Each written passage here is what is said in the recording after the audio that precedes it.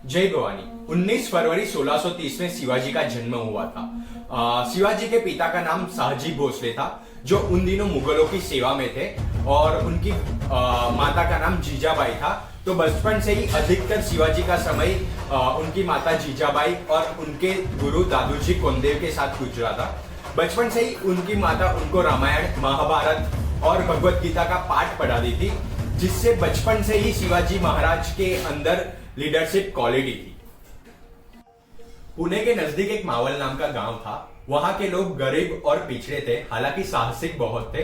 तो वो उन सब लोगों को शिवाजी ने इकट्ठा किया और अपनी सेना में भर्ती किया, और उन्हें कहा कि मराठाओं को सिर्फ और सिर्फ मुगलों की नौकर के रूप में जाना जाता है, और गुलामी जो है एक मानसिकता है। और शिवाजी ने यह भी ऐलान किया कि मैं स्वराज की यात्रा निकालूंगा। शिवाजी के पास उन दिनों सेना बहुत कम थी। वह अपनी बुद्धिमत्ता से दुश्मनों को हराया करते थे। शिवाजी उन दिनों जाने जाते थे छापामार युद्ध, गोरिल्ला वॉरफेयर और गनिमी कावा के लिए। गनिमी मीन्स दुश्मन और कावा मीन्स टैक्टिक्स। सो अपनी टैक्टिक्स और बुद्धिमत्ता से शिवाजी अक्सर दुश्मनों को मात दे देते थे युद्ध कौशल में, और यह कौशल वो बचपन से ही जानते थे।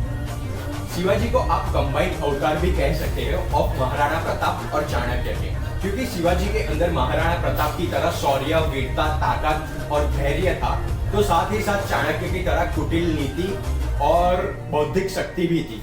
कई बार तो शिवाजी युद्ध लड़े बिना ही जीत जाते थे, जहां अपनी चतुराई से वो अपने दुश्मन को ही अपने साथ कर लेते थे।